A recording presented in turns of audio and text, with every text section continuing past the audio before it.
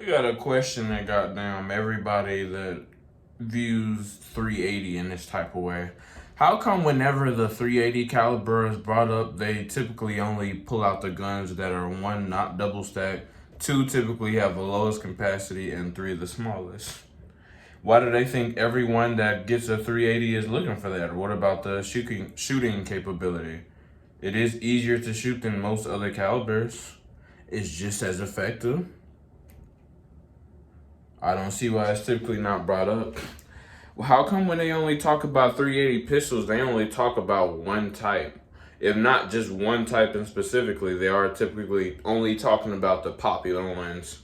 The M&P Shield 380, the Springfield 911, another popular one, I would say, not the Burst of Thunder 380. That one's underappreciated. The Ruger LCP or the Ruger LCP 2 or the Max.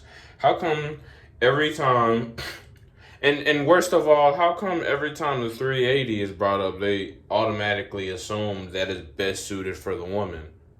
You know, how come women are typically stereotyped to get in the 380? How come men typically can't? How come men typically have egos big enough that they won't admit they can't handle a certain caliber, but then only carry it around? And not only that, they typically have a big enough ego where they can't even realistically predict what would happen in a life or death situation where they would have to draw.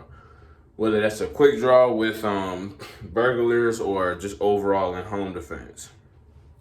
How come a lot of research isn't done on these guns? How come when given to women, they're assuming that it's easier to shoot just basically off its size alone? No one's typically doing research on those things, but a lot of women typically have it because they were stereotyped into having it. How come we don't talk about the double stacks such as the Burst of Thunder Plus, or at least ones with around 10 mag capacity, Glock 42 with extended mags. Of course, I'm not talking about its original. If I'm saying it right, the SCY2. There's one called the Sphinx, the Beretta Cheetah, the Browning Beretta, or I believe Browning 12, which I believe holds the 12 plus 1. How come every time when the 380 is bought up, they typically only have like the lowest capacity, as if anyone who's looking at the easiest to shoot caliber, well, one of the most easiest to shoot calibers out there, in my opinion, they only talk about them in these specific ways. One, the fact that they're for women. Two, it typically refer to you the smallest gun possible.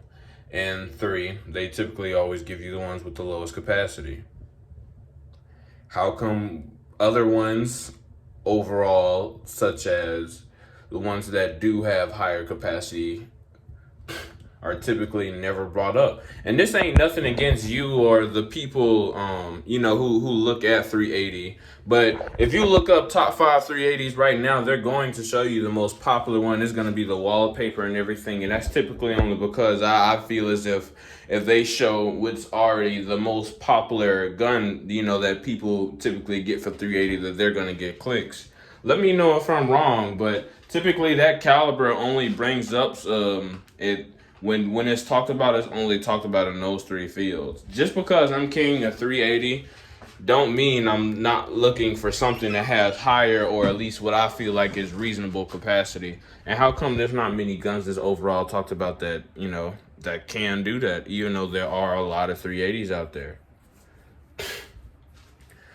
Not only that, why is it always compared to other rounds, like such as the 9mm or 380 or the 45 ACP? All of them, depending on which type of ammo and gun, you know what I'm saying, you could obviously land accurately depending on you in a self-defense situation. But typically, when it's brought up, it's always they only focus on three things. It's almost as if that those three things I was saying earlier when they're talking about, or just given the 380, or whether it's reviewed on YouTube or not, they only aim towards size, smallest capacity, and like I feel like a lot of people don't even know that there are double stack 380s out there. Like, you don't have to get an extended clip every time you get a 380. Why is it overlooked so much? Why don't people do their research on it as much? Because misinformation kills. You know? Let me know what y'all think, though.